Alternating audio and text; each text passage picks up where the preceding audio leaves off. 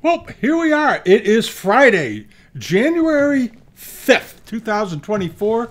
Don't forget to change the way you write the dates as the weeks go on here.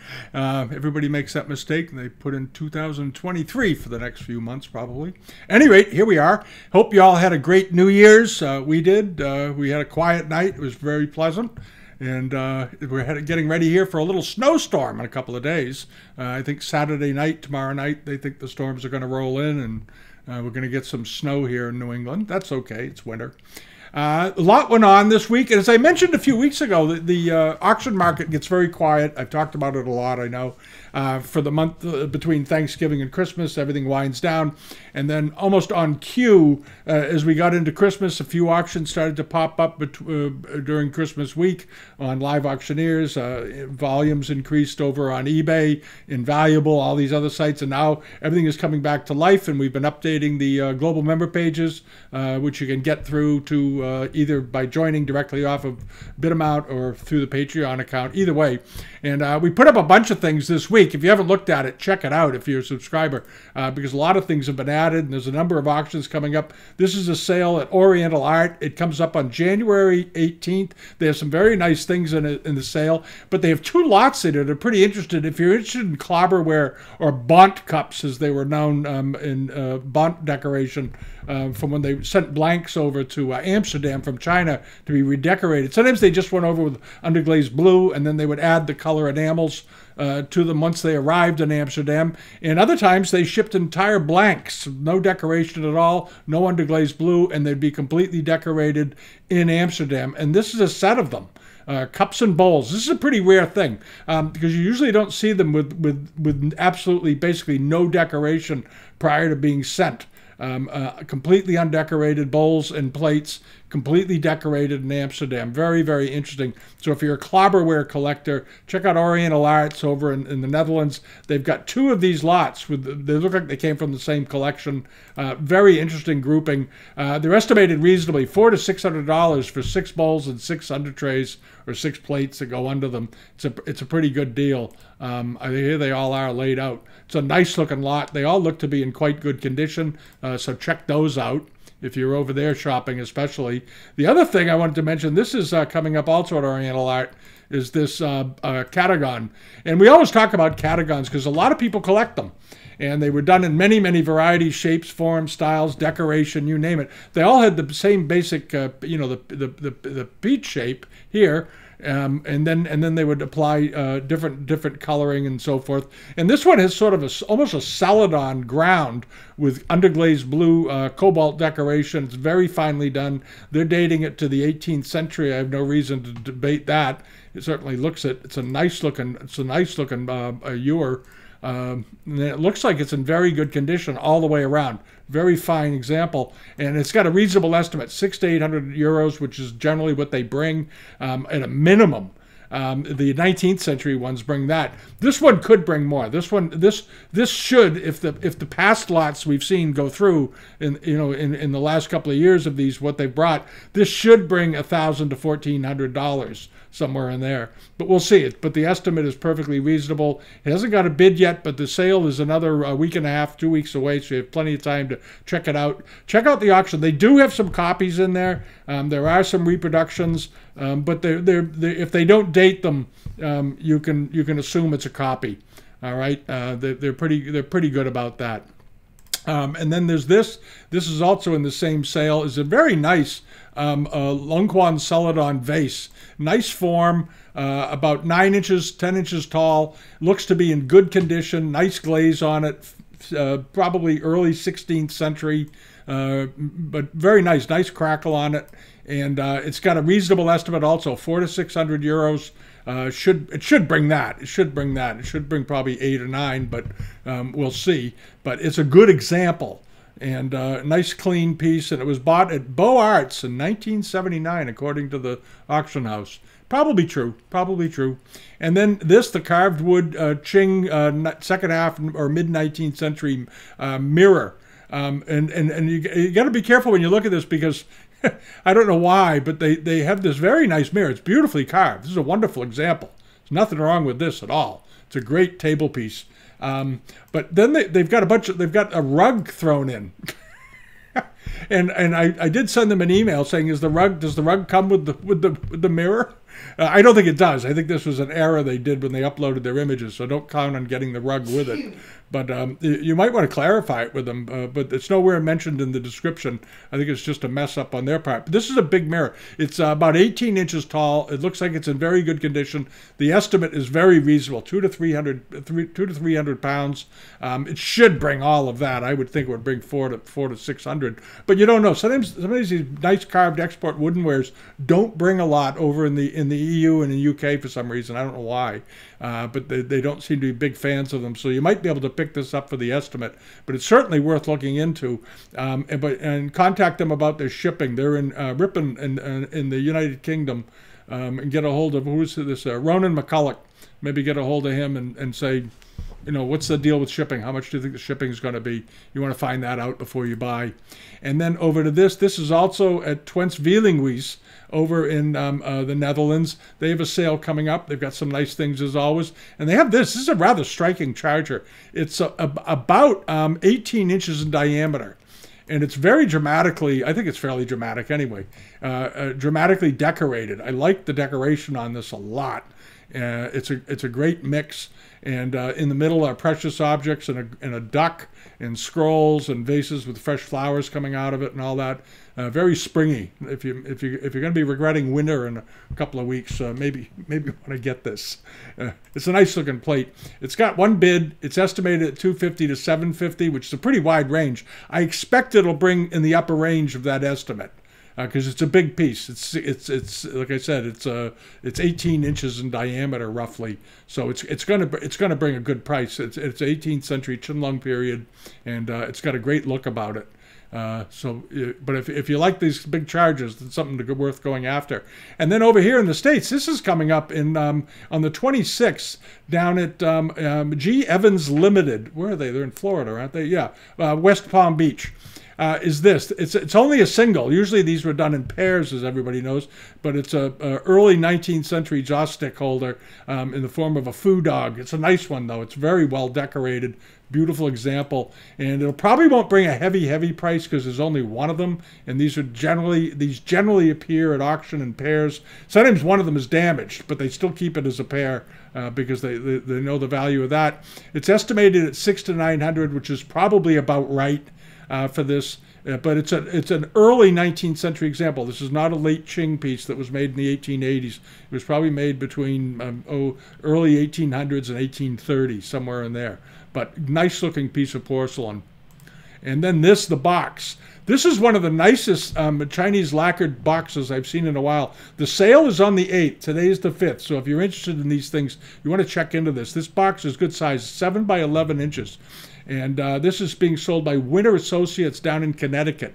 And if you pull it up here and look at it, the first thing is the detail of the work on it is extremely tight, very, very nicely done. I don't see any damaged edges or anything wrong with it. And it's got a feature here that makes it really unusual. And I'm going to talk about that in a second. I just want to go through and show you that it's in beautiful condition. It's got nice, the original, pewter liners and all that. The decoration is beautiful. The escutcheon's even in good shape. They have the key for it, which is amazing. You never see them with their keys. And this is the thing that makes it unusual. It has its original wooden feet. When you see these tea caddies, often they have metal feet on them. Metal feet were never put on them when they were originally made. They were always wooden, and they were always carved, and often with a dragon's head. And this still has its dragon's head feet, which makes it very desirable. For that one feature alone. Very often you see them without any feet at all, which they should have something, or they have metal feet that have been applied once they got to the West and the wooden feet got damaged, got knocked off, whatever. This thing, it looks like it's been maintained in beautiful condition for a long time. And the estimate on it's very reasonable, $200 to $400. This should bring $1,000 to $1,500 pretty easily. It's already got 3 bids. It's up to $250. It's going to go through that, but it's a beautiful example. And if you've been looking for a great piece of China trade lacquer and a great tea caddy with all of its parts, this is as complete as one as I've seen in a long time. and in very fine condition. And it doesn't have the typical wear to the top. You'll notice that a lot of these lacquer boxes have a lot of wear to the tops. It's because of dust and things falling on them and people cleaning them over the years. They wipe a rag across it every few months to wipe the dust off, and every time they do that, it takes off a little bit of the surface, and before you know it, it's the tops of these are very worn. And when you look at these lacquer pieces, the horizontal surface on the top is 9 times out of 10 has a good bit of wear to it. This one appears to have almost none. So it's I can't say enough about it. I think it's a really good example. Dates to the mid-19th century, should do pretty well. But if you've been looking for one of those, that's your chance right there to get that. And then there's this very nice piece of Satsuma. And this is coming up at Cultivate Collectors Services, DBA Amelia Jeffers, out in Columbus, Ohio. I don't know who they are, but they have a long name. And they have this very nice piece of Satsuma coming up. It's Meiji period, probably, they said 19th to 20th century. This piece was probably done in the 1870s or 80s. It was done before that, I think. It's got an extensive mark on the back, so go over and check it out. I didn't look it up in the book to see who the maker was, but all I can tell you is that it's got the Shimazu clan cross on it. It's beautifully done, and I think it was done by an important decorator, and it should do very well. This is a really nice piece of Satsuma, and it's right now, it's got no bids. The sale is tomorrow. All right, so it's Friday night. If you're interested in this, you get registered for this thing because it's got no bids. It does have 24 watchers, though, so I think it's going to take off pretty well. But it should bring $800 to $1,000 pretty easily, maybe more. We'll check back next week, find out what it brought. But it's a very finely worked piece of Satsuma. Some good things turning up this spring. I'm really pretty impressed. And then this is Bruno down in Cranston, Rhode Island's got a sale coming up, and he's got a couple of nice China trade export paintings, circa 1830. This is just one of them. $1,000 minimum opening bid, which is perfectly reasonable. And right in the middle of this one, you got the American flag in front of the American exchange in Canton at the time. Which makes it very interesting because the American flag examples usually are the most heavily pursued by American collectors. They seem to be big fans of these. If they just have British and French and so Portuguese flags up, they don't seem to bring as much. But this one's got a big American flag right in the middle. And see how that does. It's got one bid. It's up to $1,500. The estimate's a little crazy, $300,000 to $500,000. I think he probably just threw that in for the fun of it. Expect it to bring more likely. How big is it? 20. That's pretty good size. 18 by 23 on the site size, on the canvas size. Expect it to bring 15 to 20,000. I think would be more reasonable. But we'll see. You know. God bless him if it brings $300,000 to $500,000. It would be nearly a record. And then over to this. This is an interesting auction. Stair Gallery. You may remember a few months ago, Ann and Gordon Getty had a series of auctions that went through. I think it was Christie's in New York, and they sold off. Ann Getty has passed away. Gordon Getty's I think he's got a good new life going, from what I've been seeing in the news. And he's cleaning out his art collection, and he sold a ton of it from the house in California. And these are some other objects, maybe from an apartment or someplace else, but it's also from the Ann and Gordon Getty family. This very nice. They were big Chinese. They love Chinese art. They bought a lot of it in London, and they have these two very nicely decorated mid-19th century, first half of the 19th century bottles with their stoppers, which makes them very unusual, and they are in outstanding condition. Often when you see these, the gilding on them is so worn you hardly know that it was ever gilded. And this is what a lot of them looked like originally. They had lots and lots and lots of gilding on them. This one has it's two different styles. One of them looks like it's a bit of almost a celadon ground, but the enamels on these and the gilding are in absolutely outstanding condition. And if you've wanted one of these or a pair, this is it. They didn't make these in pairs. They never made them really in pairs. These were made to go in a basin, to sit on a wash table next to a bed at night. But here you have two of them, and they're both in pristine condition. The finials don't appear to have been knocked off. Very nice pair. And these are good size. They're 17 inches tall, 9 inches wide. They're estimated at $1,000 to $2,000, which is very low. They should bring $1,000 to $1,200 each. But we'll see. But these are really, really nice. There's some other things from this collection I want to go through, because the Gettys bought outstanding things, because they shopped at the very, very top of the market. So when they bought things, it was always great condition, top quality, and desirable objects. As we all saw when they sold their other stuff that brought, I don't know, 100 million, 230 million or something crazy number, from just decorations in their house. But they have these. These are very, very nice, beautiful examples. And then you have this. These are also from their collection, a pair of armorial plates. They didn't mention who the crest is for, but these were done during the first half of the 19th century, probably during the Chai-Ching period. Beautifully decorated, nice armorial crests. Again, the enamels are in pristine condition, and these are borderless, which I think makes them very attractive. So they treat the whole plate, the face of the plate, like a canvas. And here you have two different scenes, landscape scenes, but very similar and very complementary to one another, and they're obviously from the same set. These measure 10 inches in diameter each. The estimate is 1,000 to 1,500, expected to get there and well beyond. All right, if you have Howard's book, you might want to look up that crest and see who that is. And then you can Google it around on other auctions, on Christie's, Sotheby's, Bonhams, and find out what they brought in the past. That's a good way to go about it, to research the values. But I expect it's going to be, let's see, is it English? Just says English coat of arms with the Fortuna Vectum Sequitur, whatever that means. I don't speak Latin, so you can look. Somebody will tell us in the comments. Check the comments after an hour. Somebody will tell us. Anyway, these are in the sale, $1,000 to $1,500. I think that's a very, very pretty pair. And then over to the table. This is a heck of a China trade table. 1870s, 1880s. They did a good write-up on this. A marble top table, pier table, done in sort of the Victorian style, which they did do in China. And there's one very similar to this in Carl Crossman's book, and other examples have been published over the years. But this is a really nice-looking table. Beautiful, beautiful piece of furniture. And very much in keeping with, the styles of the 1850s to the 1880s, that sort of thing. Nice pink marble top on it. I assume the marble top is probably original, but if it's not, it doesn't make a heck of a big difference. It's just a piece of marble, but it was always nice when the original marble's on there. The estimate, I think, is artificially low. Oh, there's a good write-up. There it is. Table is illustrated in Carl Crossman's Decorative Arts of the China Trade. There it is. And it talks about the one that's in the Robert. The other one that looks just like this is in the Robert Bennett Forbes Museum, which is part of the China trade captain from Boston that was so well known, and his descendants. One of them was Crosby Forbes, and he became the curator of the Peabody Essex Museum. They still have. Crosby has passed away. He was a wonderful guy, but a lot of the stuff that Captain Forbes brought back is in the original mansion that he built in Milton, Massachusetts. And this table, one of these tables, is apparently in it.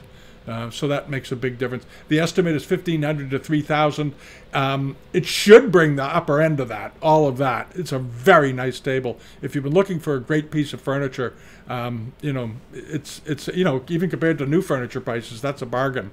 It's all beautifully hand carved, and if you live anywhere within 4 hours of Boston, or 4 hours of this auction rather, in Hudson, New York, you might want to buy that table.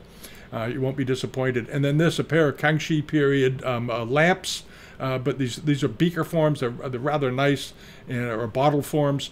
They measure, the vases themselves are about 10 inches tall. The lamps overall are 19 inches, but beautiful. And they look great with a nice shade on them. They apparently don't have shades at this point, but you can pick up shades anywhere. Just pick up a nice conical looking shade or a can shade and fit it on there. It'll be beautiful. Nice old fittings on it. The fittings are beautiful. And the estimate is very reasonable, 1,000 to 1,500. Should get there. It should probably double that, or 2,000 or so anyway. And then over to this. This is the last of the Getty stuff. This is three powder blue ground and wutsai decorated plates, 8 inches in diameter. One of them has a restoration. The other two are perfect, but very, very attractive. They look great hanging on a wall somewhere. They're estimated at $300 to $500, which is very, very, very reasonable.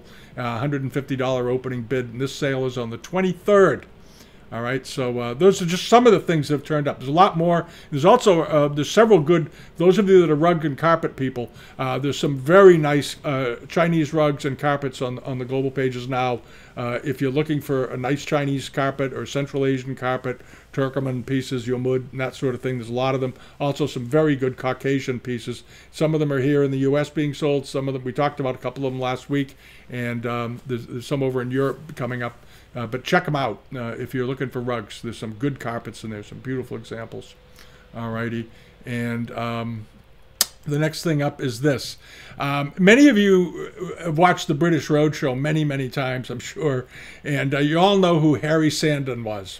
And he passed away on Christmas Day. Which somehow seems fitting because he was a very nice old guy. He lived to be 95 years old, and he was on the British Antiques Roadshow for years and years and years. He was one of the very first. He started in the 70s, and a lot of people got interested in antiques because of this man. And he was a ceramic specialist, but he was enthusiastic about history and about all of it.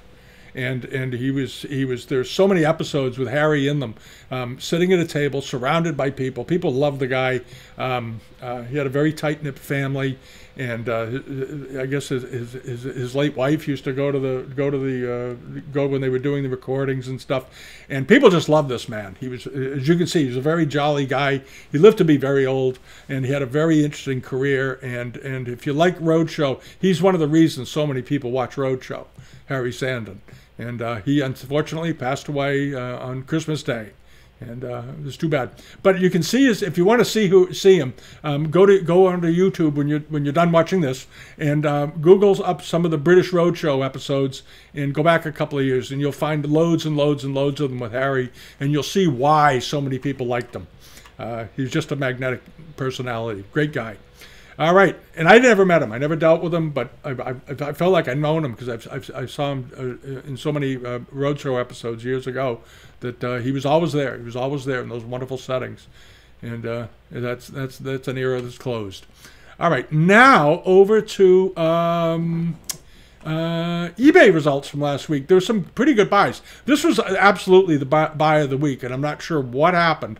But this was a very nice 10-inch diameter Kangxi Chinese Amari plate. It looked to be in good condition. I'm going to double check it. I don't understand this price at all. Very nice condition. Looks good. I don't see any repairs. I didn't see any. I looked at it carefully before. I didn't see any. Somebody bought this for $81, and this was being sold by a seller in Atlanta, Georgia. So as I always say, leave a bid. All right, because I know a lot of you saw it and probably said, "Oh, that's going to bring $400 or $500." I probably don't want to chase that. And it went for $81, and it closed on Saturday, a couple of days before New Year's. And this is what happens during this period of this time of the year. People are not paying attention, and I can pretty much guarantee you that if this plate were put up in early February of this year, it would probably bring double or triple what it brought here. So if one of you got it, bravo, good on you for that. All right, and then this was very nice, and this was also a pretty good buy. This seller had two of these plates up, these lotus pattern 18th century famille rose plates. He's dating it to the Yongchen period, possibly early Qinlong, but it's absolutely a mid-18th century or a little earlier a plate, and it's an unusual pattern. These lotus patterns aren't usually quite done, aren't typically done quite like this. So it was sort of a unique style, the decoration, the way the lotus tips are applied. Usually they're one up against the other and overlapping, and here they just placed one rather neatly and then interspersed it with little plum blossoms in between the lotus petals. I thought it was really nice. How big was this thing? Did it even bother with the, oh, there it is, you got the ruler up top. Got it. Don't be lazy, put the dimensions in your listings. I hate doing math on the fly. Okay, it was about 10 inches in diameter, but very reasonable. It went for just $352, and we've seen these in the past. And these lotus bowls, especially if they're atypical, they're not the standard ones, can bring $600 to $800. So again, it was a great buy. This one also sold on Saturday. All right, and then this was up at, from Joni's, a very nice crackle glazed brush washer. This was a fairly good size one. It was 8.5, 9 inches in diameter, but very nice glaze, 19th century piece. It's got that broad, flattened foot that you see on these. I don't know if they bothered dating it or not, but it looks like some ink got on there or something years ago. But this is a good looking washer, nice looking washer, and it's got that brown dressing on the here on the rim that's so attractive. It really ties the piece together, and it did very well. It brought $1,913, but it was a heck of a nice table object. And this is part of that continuing thing where scholars objects do well. Scholars object collectors are hardcore, and this was a rather unusual color with this soft bluish, almost clair de lune ground or glaze with a crackle in it. It was a very, very nice piece, and it took off. And then the big Kangxi jar that we thought the cobalt was so beautiful on it. Well, apparently a lot of people thought the cobalt on it was beautiful. I think it was at 6,000 or 7,000 when we looked at it last week, heading into New Year's weekend. It closed after New Year's, of course, on Wednesday this week, and it sold for $21,200, which is a very good price. That's a very strong price for this, but it was exceptionally strongly decorated. The decoration on this was really very powerful. This very dark blue and lots of cobalt. The amount of cobalt on this thing is almost unbelievable. If they used much more, you wouldn't be able to tell what the stuff was, what they were doing as far as decoration goes. Unbelievable amount of decoration on this piece. Heavily, heavily decorated all the way to the base. $21,200. And then the Arita dish. This did very well. I was glad to see this. This was a 17th century Arita charger, but very, very nice pattern, nice colors, with the fishermen sitting out on this lone little rocky outcropping here, and you have little fishing villages down the way from him, and he's just out there quietly fishing, enjoying himself under a pine tree in front of a little hut. It's interesting because you look at the size of him and you look at the size of the hut. The artist was working on this, didn't quite get the scale right there. The house looks more like a little doghouse. But it's a very nice example, and it had a shaped rim on top of it. And a lot of plates from that period didn't have shaped rims. This one did, and it was a very strong price, not a crazy price. This is what these should be bringing. This is done very, very early in the Japanese porcelain making world, probably in this I would think around 1670, 1680 or something like that. Very early example, but nicely done. All right, and also they had this Kangxi period Femiver dish, sort of an unusual pattern on it. Looks like it was something maybe made for the Indian market, judging by the way the flowers and the patterns are done. It was quite nice. It was, how big was this? I think this was pretty decent size. Get down here to the bottom where they always hide their measurements at the bottom. Yeah, it was almost 12 inches in diameter. It wasn't a small dish. It was a good sized plate. And in the end, it did very well. It ended up selling for $1,075, but had nice color, unusual decoration, unusual palette, and was nicely done. It has little Buddhist symbols going around here and here, so forth. And then over to this, we had talked about this. It brought just about what we all thought it would bring. This Qinlong period, these chicken skin or stipple ground vases that turn up now and again. This was a very nice one. It looked to be in quite good condition. The enamels were in good condition. Had a tiny chip at the top, and that was it. Nothing much. And sold for $1,127. This was a seller over in the UK, over in Kent. Who was the seller on this anyway? Natiza. Natiza. Yeah, he's a regular seller over there. He gets good things, and you always get to see his back porch with his brick wall. All right, $1,127. And then over here to this. This was the last plate from Joni's. This Kangxi period plate. It was about 10 inches in diameter, as I recall. Sold for $1,475. Had a Chenhua mark on the back, which was typical. 11 inches and 1/8 in diameter. So it was good size, nicely decorated, good condition, and $1,475. Sold after New Year's. And good timing on their part up there, because you don't want to close auctions between in December rather, between Christmas and New Year's, because so many people are away. It's just the way it is. All right. Now, what's coming up this week will be on here. There's a number of things, but there was actually more than I thought. But there's a number of pretty interesting things. One of them is this little cloisonne, sort of a snuff bottle, but nicely done, early 19th century probably. It's got a good bright lemony yellow in it. The wire work looks nice on it. Some people think this is probably 18th century. It's possible, but I'll stick with early 19th century instead. It's up to $217. It closes on Sunday. And expect it to probably go up to these little miniature examples, these miniature vases and so forth that look like this we've seen in the past. They usually do very well. There's a pretty good collecting community of miniatures, and expect it to bring probably 500 to 700 somewhere. But we'll see. We'll come back and visit. And then this, it's interesting. There's a sale on the live auctioneers pages of a cup similar to this. This is one that's up there. This is they call them trick cups. And in the last few weeks, it just seems that when one comes out and does well, suddenly a bunch of them turn up because people watch prices.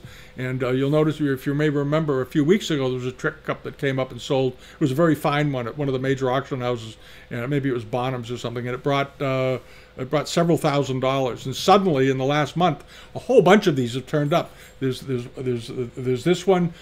One just appeared on Live Auctioneers, an auction later this month, and so forth. They're very collectible because they didn't make a lot of them.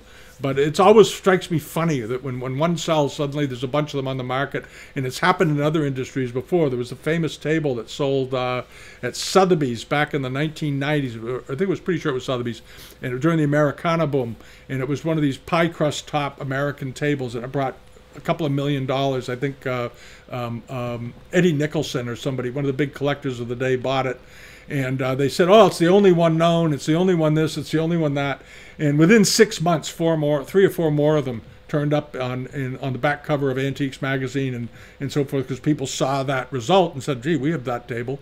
And it flushes them out. It flushes them out of the market. Same thing happened with many years ago in the 60s with block front desks, when they suddenly started bringing a lot of money in the 50s and 60s in particular, and Israel Sack and Company was pushing them, and suddenly block front desks were turning up all over New England and being offered for sale for large amounts of money, and they ended up selling for millions. That's the funniest part about it, was because there was a family we knew in Marblehead, where I grew up, that had one, and they sold it to Israel Sack and Company in the early 1950s, and they paid, I think they got $5,000 for it at the time, which was a lot of money back then. And that chest later was probably worth around, by 1990s, was probably worth about $3 million. Shows you how rapidly the prices can climb, and especially when many of them come onto the market, these Newport block front pieces. And the same thing happens in porcelain, same things happens in paintings. You get one, you get a good price, and all of a sudden a bunch of them turn up on the market. But you also see a bunch of fakes turn up on the market, often side by side, so you want to be careful. But this one looks fine. It's up to $132. It should bring $600 to $800 by the time it's done. All right, and then over to this, another good piece of Satsuma. This is will be on the newsletter page this week. A very, very delicately decorated 19th century piece of Satsuma. I have to imagine this is signed on there it is, signature on the bottom. You can look it up and find out who it was. I guarantee it'll be in all the books. There's an overshot of the lid. It's got its cover. Very, very nice piece. This closes on Monday. Expected to bring probably 3 to 4 times where it is right now. If it goes for less than that, you got a great buy. But the decoration on this is really exceptional. The shading is very, very nice. It's pretty much on a par with that other Satsuma piece that's over on Live Auctioneers. We'll see how this does. But it's a very nice piece. It's being sold by a seller in Yellow Springs, Ohio. You know, it's interesting. A lot of good Japanese stuff has come out of Ohio. Remember, there was that Nui auction that took place on Live Auctioneers. They brought phenomenal prices. And again, it was an auction house in there. I believe they're also in the Midwest, Ohio, Illinois, somewhere out there. So maybe there's some hidden gems of Japanese art in that part of the country. If you're a collector, you might want to put some ads in the local papers. Just a hint. Just a hint. That's how the dealers used to do it. You'd put an ad in local town paper saying, you know, we buy antiques, wanted American furniture, wanted this, wanted that. And it's amazing how much those little $5 ads pulled in. A lot of stuff. All right, and then there's this. This is sort of an interesting little pot. Crackle-style porcelain jar. That's all they call it. Qing Dynasty. This is a seller in San Diego. Has this. This looks like a nice sort of first half of the 19th century pot. It's not terribly big. It's fairly small. There's the bottom of it. Looks absolutely fine to that sort of dating, 1830, 1850, somewhere around there. Very nice glaze, very nice color, neatly trimmed, very nicely done. It's got a couple of interesting iron spots that pop through here and here when they fired it. And I've never seen that happen before on a piece of crackleware, which is sort of interesting. I've seen little black spots, but never ones that are so perfectly round. It's almost, at first I thought it was some sort of decoration that was applied, and then I realized this was just something that popped up during the firing process, which is fine. Those are little surprises. And there's the other side of it. So you don't look at those spots, you can always turn it around. But it's a nice looking pot. It's gently potted, gently glazed. Nice crackle finish on it. It's up to $128. It ends tomorrow, and it should do pretty well. It should go to $400 or $500, I would think. But we'll see. And then another piece of Satsuma. This is some stuff from Joni's, and this closes in about 3 hours. If you're watching this on Saturday, it's already closed, but I thought I'd throw this on here in case one of you had seen it and forgotten about it. It's a very small vase, but again, very fine piece of Satsuma, and it's got a lot of interest, up to $771 because it's a miniature and very desirable, very, very, very delicately painted. Beautiful example, and the cloud pattern that they picked to wrap around it going down really played to the shape of the vase beautifully. And $771. It's going to go up a bit more. It'll probably go up to $1,100 or so, but it's a nice thing. And then this is a nice. If you're a transitional period collector, Chonzen period, and you have the Butler book, you might want to look this up. This closes in 3 hours. Also, it closes tonight. I know a lot of you have been looking at it. It's up to $213. It's going to get up there. It's probably going to jump to $600 to $800. I suspect by the time it's done. This stuff is very, very popular. And here you have a guy hauling some looks like wheat or sticks or something, firewood, and so forth. It's a nice looking piece of blue and white. It's up to $213, but expected to jump. And then there's the Yongchen period Fenkai and relief worked teapot. It looks like it's in good condition, pretty much all over. I don't see any damage to it. Nice looking spout. It's got that little bridge going out to the spout, which they always get broken. This little part right here, they often get broken, obviously, because they're prone to it. It doesn't have its under tray. These with their under trays in this style, with the under tray, will bring $1,600 to $1,800, $1,900, somewhere around there in an auction. Expect this to probably bring $600 to $800 or $550 to $750, somewhere in there, I think. This is being sold by selling this. Oh, Shangri-La. The Shangri-La guys over in Amsterdam have this up. Ceramics and Collectibles. They have nice things. And that'll be in the newsletter this week. All right? And if you haven't subscribed to the newsletter yet, just come over here. It's completely free. Sign up for it, and you'll get a notification the minute the page is updated each week and the new video is released. All right? So that's about it for the week. Have a wonderful weekend.